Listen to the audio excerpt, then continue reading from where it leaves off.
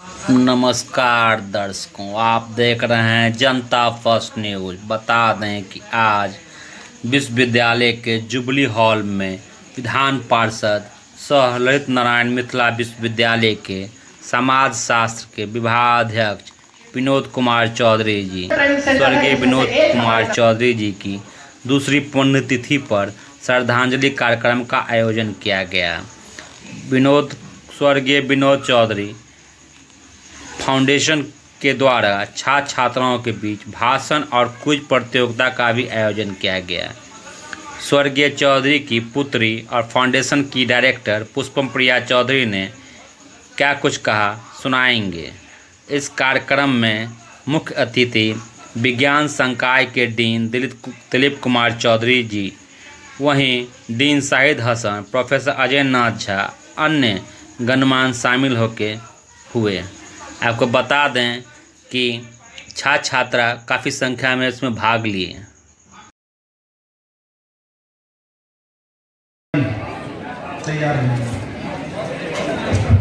सीता मैया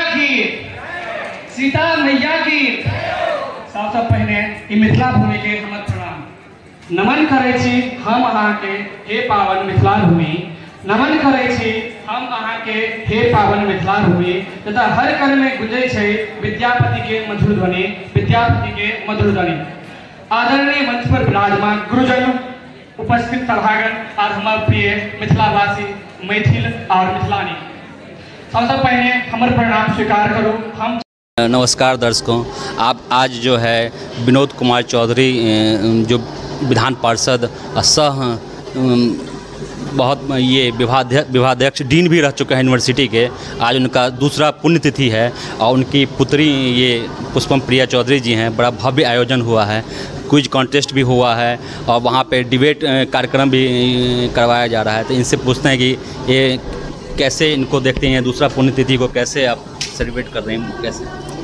देखिए, ये दिन मुश्किल दिन है और हमारे लिए सर्वाइवल का भी दिन है। आज का दिन कैसे सर्वाइव करते हैं, और उसमें ये मन में ख़्याल आया क्योंकि जो हमारे पिता थे वो पूरा जीवन जो उन्होंने है वो LNMU में ही अपना बिताया है।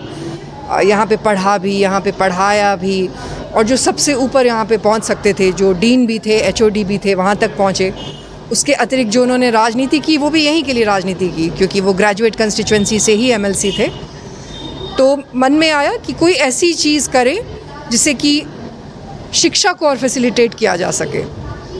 जो उनका भी उद्देश्य रहा था, हमारा भी उद्देश्य है। तो एक फाउंडेशन बनाया है, उनके नाम से ही फाउंडेशन बनाया है, जो कि शिक्षा और किस तरीके से शिक्षा में विकास हो, किस तरीके से जो विद्यार्थी हैं जो काफ़ी संघर्ष कर रहे हैं पढ़ाई लिखाई करने के लिए, अलग अलग बैकग्राउंड से जो विद्यार्थी आते हैं, काफ़ी गरीब जो विद्यार्थी आते हैं, उनको किस तरीके से फैसिलिटेट कर सके, वो सारी सुविधाएं दिला सके, यही फाउंडेशन का काम होगा।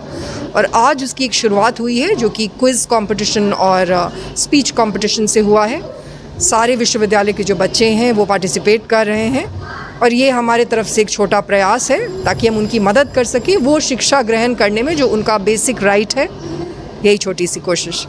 स्वर्गीय विनोद कुमार चौधरी जी, बड़ा नाम, और उनका आज दूसरा पुण्यतिथि है। बहुत कार्यक्रम भी हो रहा, क्विज कॉन्टेस्ट हो रहा है। तो जो विजेता हैं उनको क्या कुछ आपकी तरफ से? जी बिल्कुल, विजेता के लिए इनाम भी है और जो पार्टिसिपेंट्स हैं उनके लिए भी इनाम है। उनको भी पार्टिसिपेट करना भी एक बड़ी चीज़ होती है और उनको भी प्रोत्साहन करने की कोशिश की जा रही है। और स्कॉलरशिप भी है, जो कि हमारा प्लान है आने वाले दिनों में स्कॉलरशिप भी दिया जाएगा। जो टॉपर्स हैं अपने बैच के, MA जो कर रहे हैं यहाँ पे विश्वविद्यालय में, और जो बैच को टॉप करेंगे उनको स्कॉलरशिप दिया जाएगा ताकि वो आगे पढ़ाई में उनको मदद मिल सके उससे। यही छोटे छोटे कुछ प्रयास।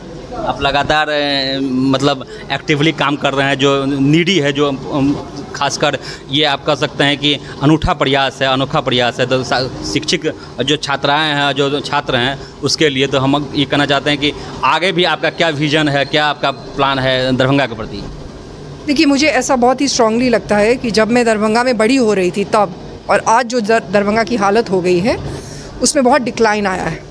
ऑनेस्टली बोलूँगी ये चीज़ कि आगे जाने की जगह पे हम लोग पीछे ही गए हैं। और पीछे होने का या आगे बढ़ने का जो पैरामीटर्स होता है वो 3 पैरामीटर्स होता है। उसमें जो सबसे इम्पॉर्टेंट पैरामीटर होता है, आप कह सकते हैं कि वो सोशल होता है। और इकोनॉमिक सेकंड सबसे इम्पोर्टेंट हुआ और पॉलिटिकल सबसे इम्पोर्टेंट हुआ।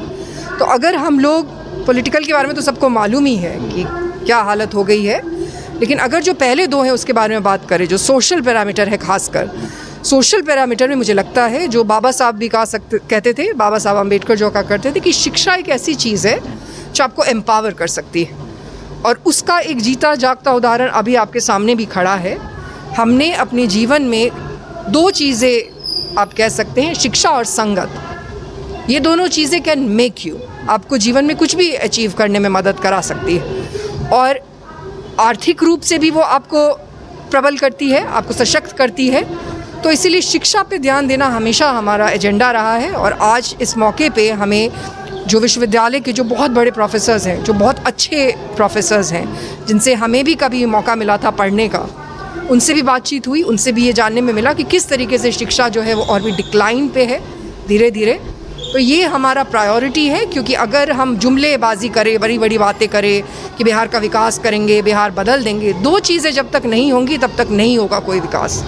शिक्षित लोग जब तक राजनीति नहीं करेंगे, और शिक्षित का मतलब हमारा सिर्फ डिग्री से शिक्षित नहीं है या अंग्रेज़ी बोलने वाला शिक्षित नहीं है, क्योंकि आप भी जान रहे होंगे कि इन दोनों ही चीज़ों का आजकल कोई मायना नहीं रह गया है। जो वास्तविक रूप से शिक्षित लोग हैं, जो सोचने वाले लोग हैं, जिनको कि थिंकिंग पीपल कहते हैं, उनको जब तक उस तरीके के हम लोग नहीं बनाएंगे, उस तरीके के युवा नहीं बनाएंगे, तब तक आगे नहीं बढ़ेगा बिहार। आपसे अंतिम प्रश्न कि दरभंगा के लोग जो है आपका सब बहुत ही जो अलग तरह का विजन है, और बहुत ही आप प्रखर होकर और सभी बातों मुद्दा पर उठाती हैं आवाज़, तो क्या दरभंगा के लोग आपसे क्या आशा कर सकते हैं कि आगे वाले समय में, आने वाले समय में? देखिए, हम ये बात बहुत ही स्पष्ट रूप से कहना चाहेंगे कि हमने 2019 में अपने जीवन का एक बहुत ही महत्वपूर्ण निर्णय लिया, और हम हर व्यक्ति को कहना चाहेंगे कि हमारे जगह पे अपने आप को रख के ये समझने की, अनुभूति करने की कोशिश करें कि हमने वो क्या निर्णय लिया। हमने एक अच्छा जीवन छोड़ दिया और हम अपना सब कुछ पैक करके आ गए, क्योंकि ये हमारी जन्मभूमि है। यहाँ इस जगह पे हम वापस आ गए और एक ऐसा रास्ता चुना जो कि प्राइमा फेसी सबको पता है कि संघर्ष का रास्ता है, क्योंकि हम व्यवस्था बदलना चाहते हैं। तो उसी व्यवस्था में घुस के व्यवस्था नहीं बदली जा सकती, नीचे से ही व्यवस्था को बदलना पड़ेगा। तो ये किसी को भी कोई शक नहीं रहना चाहिए कि हम सर्व करने के लिए ही आए हैं लोगों को। बेसिकली हम ये बात अक्सर कहते हैं कि नौकर होता है, नेता आपका नौकर होता है। That is how it should be. जैसे डेमोक्रेसी में होता है, यहाँ तो उल्टा है ना। चुनाव के वक्त में भले ही ये कहते हैं कि जनता मालिक है नतीजे के बाद, बट बाकी के जो 5 साल होते हैं उसमें तो मालिक नहीं होती। They don't serve people. हम वो सर्व करने के लिए आए हैं, स्क्रैच से चीज़ें बदलने के लिए आए हैं। इसलिए जैसे हैं वैसे ही लोगों के सामने आए, दिखावा करके और एक नैरेटिव बना के, झूठा नैरेटिव बना के, और हम कोई बकवास करने नहीं आए हैं। जितना भी वक्त लगेगा, हमारा पूरा जीवन जिस जगह को हम दे सकते हैं, उससे वक्त की तो हमें कोई चिंता नहीं है। लेकिन हम यही कहेंगे कि हमने तो सोच लिया, तो वक्त लगे या जो भी लगे, लेकिन अपना वक्त जो है वो जनता ना बीतने दे, क्योंकि उम्र अगर बीतेगी तो शिक्षा भी नहीं मिलेगी और पलायन करने के लिए ऐसे ही मजबूर हैं लोग। नमस्कार दर्शकों, आज काफ़ी ऐसा